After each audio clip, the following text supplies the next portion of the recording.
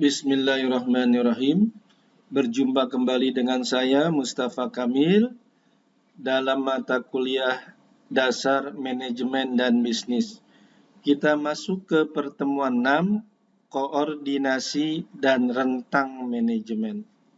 Koordinasi adalah proses pengintegrasian tujuan-tujuan dan kegiatan-kegiatan pada satuan-satuan yang terpisah, departemen atau bidang-bidang fungsional suatu organisasi untuk mencapai tujuan organisasi secara efisien.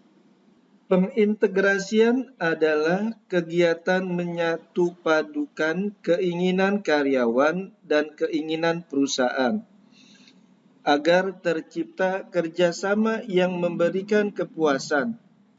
Pengintegrasian adalah hal yang sangat penting dan merupakan salah satu kunci untuk mencapai hasil yang baik bagi perusahaan maupun terhadap karyawan, sehingga memberikan kepuasan kepada semua pihak. Karyawan dapat memenuhi kebutuhannya dan perusahaan memperoleh laba. Tanpa adanya koordinasi yang efektif, individu-individu dan departemen-departemen akan kehilangan pegangan atas peranan mereka dalam organisasi. Kebutuhan akan koordinasi tergantung pada sifat dan kebutuhan komunikasi dalam pelaksanaan tugas dan derajat saling ketergantungan bermacam-macam satuan pelaksanaannya. Menurut James D. Thompson dalam buku Handoko, ada 3 macam saling ketergantungan di antara satuan-satuan organisasi, yaitu yang pertama, saling ketergantungan yang menyatu, pull interdependence. Satuan-satuan organisasi yang tidak saling tergantung dalam melaksanakan pekerjaan harian, tetapi tergantung pada pelaksanaan kerja untuk setiap hasil akhir.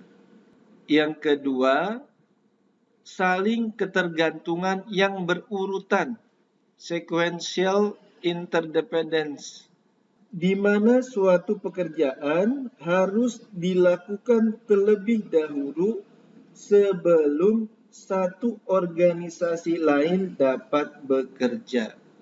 Yang ketiga, saling ketergantungan timbal balik, reciprocal interdependence, merupakan hubungan memberi dan menerima antar satuan organisasi.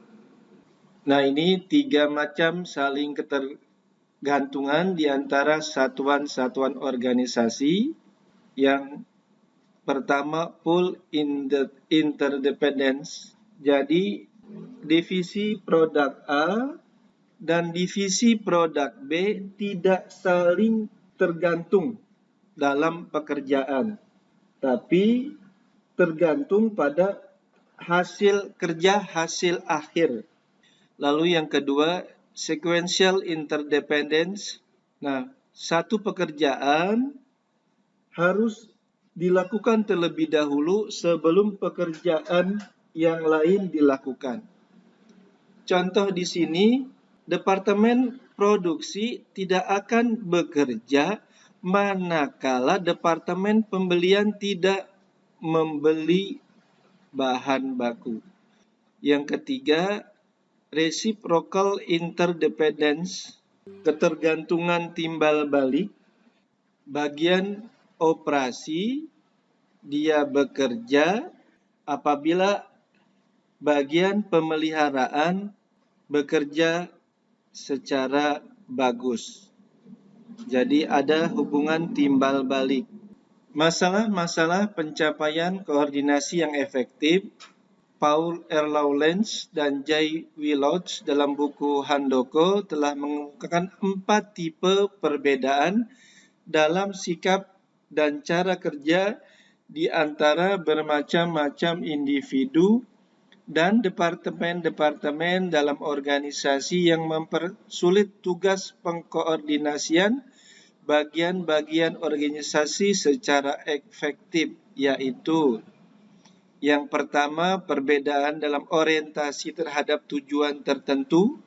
Yang kedua, perbedaan dalam orientasi waktu. Ketiga, perbedaan dalam orientasi antar pribadi.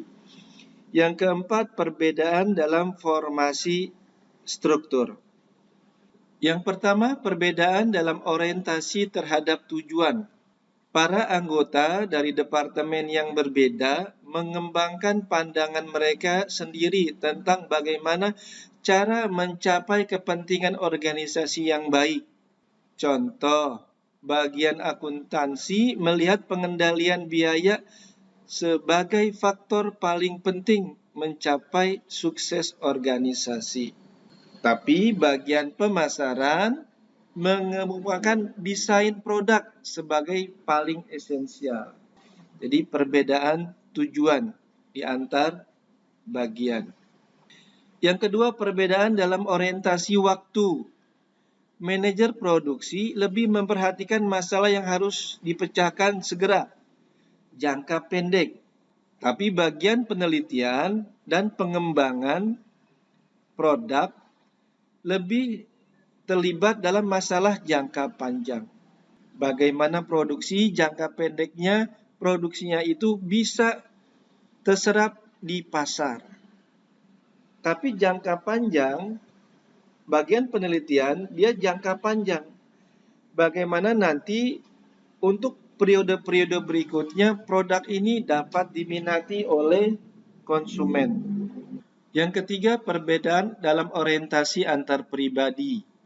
Kegiatan produksi memerlukan komunikasi dan pembuatan keputusan yang cepat agar prosesnya lancar. Sedangkan bagian penelitian dan pengembangan mungkin dapat lebih santai dan setiap orang dapat mengungkapkan pendapat dan berdiskusi satu dengan yang lain. Yang keempat, perbedaan dalam formalitas struktur. Setiap tipe satuan dalam organisasi mungkin mempunyai metode dan standar yang berbeda untuk mengevaluasi program terhadap tujuan dan untuk balas jasa bagi karyawan. Di departemen produksi, kuantitas dan kualitas diawasi secara ketat. Proses evaluasi dan balas jasa dilakukan formal. Dalam departemen personalia, standar pelaksanaan dapat lebih longgar. Karyawan dievaluasi kualitas kerjanya selama periode tertentu. 3. Mekanisme pengkoordinasian dengan teknik dasar. Yang pertama, hierarki manajerial, rantai perintah, aliran informasi dan kerja, wewenang formal, hubungan tanggung jawab, dan akuntabilitas yang jelas dapat menumbuhkan integrasi bila dirumuskan secara jelas serta dilaksanakan dengan pengarahan yang tepat. Jadi hierarki manajerial melalui dari manajerial top manager, lalu di bawahnya middle manager, dan di bawahnya lagi line manager. Dapat menumbuhkan integrasi bila dirumuskan secara jelas. Pengarahannya juga yang tepat. Lalu yang kedua, aturan dan prosedur adalah keputusan manajerial yang dibuat untuk menangani kejadian rutin, sehingga lebih efisien untuk koordinasi dan pengawasan rutin. Nah, adanya kebijakan, peraturan-peraturan untuk menangani kejadian yang rutin terjadi. Contoh misalnya, kalau karyawan itu terlambat, maka dibuat suatu peraturan. Misalnya, kalau yang terlambat dipotong gaji, misal. Nah, itu merupakan suatu pengawasan ya secara rutin. sehingga karyawan akan bekerja dan masuk kerja lebih awal. Yang ketiga, rencana dan penetapan tujuan. Pengembangan rencana dan tujuan dapat digunakan untuk pengkoordinasian melalui pengarahan seluruh satuan organisasi terhadap sasaran yang sama. Meningkatkan koordinasi potensial, yang pertama, sistem informasi vertikal adalah peralatan melalui mana data disalurkan melalui tingkatan-tingkatan organisasi. Jadi, informasi dari atas, dari top manager itu sampai ke bawah. Itu salurannya seperti apa? Yang kedua, hubungan-hubungan lateral. Melalui pemotongan rantai perintah, hubungan lateral membiarkan informasi dipertukarkan dan keputusan dibuat pada tingkat hierarki di mana informasi yang dibutuhkan ada. Ada beberapa hubungan lateral seperti kontak langsung antar individu, panitia, dan satuan tugas. Pengurangan kebutuhan akan koordinasi. Yang pertama, penciptaan sumber daya tambahan. Memberikan kelonggaran bagi satuan kerja, menambah tenaga kerja. Jadi adanya tambahan sumber daya dari manusia bertambah. Sumber daya dari bahan bakunya bertambah. Waktu bertambah. Tugas diperingan dan masalah yang timbul berkurang. Yang kedua, penciptaan tugas yang dapat berdiri sendiri. Mengurangi kebutuhan koordinasi dengan mengubah karakter satuan organisasi. Kelompok tugas yang berdiri sendiri diserahi suatu tanggung jawab penuh salah satu organisasi operasi. C. Rentang manajemen. Rentang manajemen atau rentang kendali, span of control. Yang dimaksud adalah jumlah karyawan yang melapor langsung pada seorang manajer. Berapa banyak manajer ini dapat mengawasi bawahannya. Berapa banyak karyawan di bawahnya yang melapor langsung ke manajer tersebut. Itu rentang manajemen atau rentang kendali. Rentang kendali sempit, maka hanya terdapat sedikit karyawan berada di bawah seorang manajer. Sebaliknya, rentang kendali yang melebar menunjukkan bahwa manajer mengendalikan banyak karyawan. Keputusan tentang rentang kendali adalah menyangkut apakah organisasi akan lebih efektif apabila rentang kendalinya lebar atau sempit. Nah, ini contohnya, misalnya ini ada manajer M. Ya. Nah, M manajer ini di bawahnya itu berapa banyaknya orang yang dia kendalikan, banyaknya karyawan yang dia kendalikan. Misalnya ini 1, 2, 3, 4, 5. Nah, 5 ya, 5 orang yang dia kendalikan. Nah, atau dia misalnya hanya 1 orang atau 2 orang. Ya. Jadi misalnya kalau saya tulis di sini misalnya M, nah dia hanya misalnya karyawan 1 dan karyawan 2. Nah, seperti ini. Rentang kendalinya sempit atau rentang kendalinya yang melebar. Banyak karyawan yang ada di bawahnya. Nah, keputusan mengenai seorang manajer itu berapa karyawan di bawahnya yang dapat dia kendalikan. Nah, itu sesuai dengan organisasinya agar lebih efektif. Dia memakainya lebih melebar atau lebih sempit. Prinsip rentang manajemen berkaitan dengan jumlah bawahan yang dapat dikendalikan secara efektif oleh seorang manajer atau atasan. Jadi berapa banyak seorang bawahan yang dapat dikendalikan secara efektif. Rentang manajemen juga sering disebut istilahnya span of control, kemampuan pimpinan untuk mengatur bawahannya. Bisa juga disebut span of authority, kemampuan pimpinan untuk mengambil suatu tindakan terhadap bawahannya. Yang ketiga, span of attention, kemampuan pimpinan untuk memberikan perhatian kepada bawahannya. Lalu, span of supervision, kemampuan pimpinan untuk mengawasi bawahannya. Apakah seorang pimpinan kalau dia semakin melebar, dia mampu untuk mengatur bawahannya, mampu untuk memberikan perhatian terhadap bawahannya, mampu untuk mengawasi bawahannya. Karena semakin melebar, maka semakin banyak karyawannya. Berapa jumlah rentangan yang ideal? Ada dua alasan utama mengapa penentuan rentang manajemen yang tepat adalah penting. Yang pertama, rentang manajemen mempengaruhi penggunaan efisien dari manajer dan pelaksanaan kerja efektif dari bawahan mereka. Terlalu melebar rentangan dapat berarti bahwa manajer harus mengendalikan jumlah bawahan yang besar sehingga menyebabkan tidak efisien. Semakin banyak semakin melebar berarti semakin banyak jumlah karyawannya. Semakin banyak di sini tidak menyebabkan tidak efisien.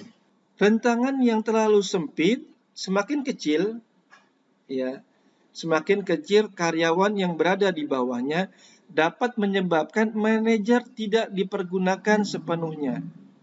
Jadi skill kemampuan yang ada manajer tidak digunakan secara sepenuhnya. Ada hubungan antar rentang manajemen di seluruh organisasi dan struktur organisasi. Semakin sempit rentang manajemen, struktur organisasi akan berbentuk tol dengan banyak pengawasan di antara manajemen puncak dan tingkat paling rendah. Rentangan manajemen yang melebar akan menghasilkan struktur yang berbentuk flat, yang berarti tingkat manajemen semakin sedikit. Jadi, kalau dia melebar, tingkatan manajemennya sedikit.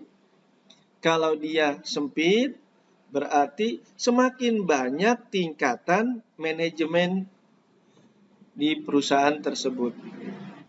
Meskipun bermaksud menemukan jumlah yang pasti, jumlah rentang manajemen yang ideal, tetapi tidak ada jumlah yang mutlak dapat ditentukan karena tergantung pada banyak variabel seperti besarnya organisasi, teknologi yang digunakan, spesialisasi perusahaan, kegiatan rutin, tingkatan manajemen, dan sifat pekerjaan lainnya.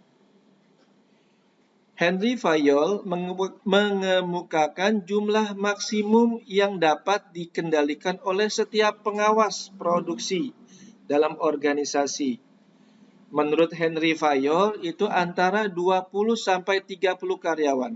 Seorang manajer itu dapat mengawasi 20 sampai 30 karyawan. Itu menurut Henry Fayol. Sedangkan setiap kepala pengawas hanya dapat mengawasi hanya 3 atau 4 pengawas produksi. Jadi kalau 3 atau 4, kalau misalnya di bawahnya pengawas produksi ada 20 karyawan, berarti kalau 4 ada 80 karyawan. Ada pendapat lain menyatakan jumlah rentangan antara 3 sampai 8 bawahan dan sebagainya. Untuk mengetahui jumlah hubungan potensial yang mungkin terdapat antar manajer dan bawahan, dapat dihitung dengan rumus. Nah, ini rumus untuk menunjukkan jumlah hubungan antara manajer dan bawahannya. Nah, ini rumusnya. Contoh, jumlah bawahannya 3 orang. Suatu manajer mempunyai bawahan 3 orang. Maka terdapat hubungan jumlah potensial sebagai berikut. Nah, masukkan rumusnya. R sama dengan 3 orang tadi, 3, ya. Lalu 2 pangkat 3 dibagi 2. Tadi N-nya 3, ya. N-nya 3. Nah, ini N, ya. Masukkan N-nya 3. 3, 2 pangkat 3 per 2 ditambah, tadi N-nya 3, 3 dikurang 1. 2 pangkat 3, 8. 3 dikurang 1, 2. 8 dibagi 2, 4. Lalu 4 tambah 2, 2-nya turunkan, 6. 6 dikali 3, 18. Berarti hubungan potensialnya 18. Alasan digunakannya rentang manajemen yang melebar, mengurangi kecepatan waktu penyebaran informasi dari atas ke bawah. Kalau rentang manajemennya menyempit, itu menyebabkan waktunya semakin banyak, ya. Contoh seperti ini, dari A misalnya, lalu dia mempunyai bawahannya 2. Ini anggaplah B, ini C. Nah, lalu nanti B punya lagi misalnya 2 bawahannya. Ini D, ini E. Lalu C ini misalnya punya bawahan 2, F dan G. Maka nanti kecepatan waktunya A akan menyebarkan informasi ke B dan C. Lalu B dan C, B akan menyebarkan informasi ke D dan E. C akan menyebarkan informasi ke F dan G. Berarti butuh waktu lebih lama ketimbang misalnya A ini dia di bawahannya itu ada B, C, D, E, F, G. Nah, maka informasinya cepat. Dari A langsung informasinya cepat. Kalau di sini kan butuh 3 tingkat informasinya. Jadi mengurangi kecepatan waktu penyebaran informasi. Yang kedua, lebih banyak jumlah tingkatan yang harus dilalui informasi, lebih besar kemungkinan terjadi penyimpangan. Kalau seperti ini, lebih banyak tingkatan. Nah, ini lebih banyak tingkatan nih, bawah. Ya, ada 3 tingkat.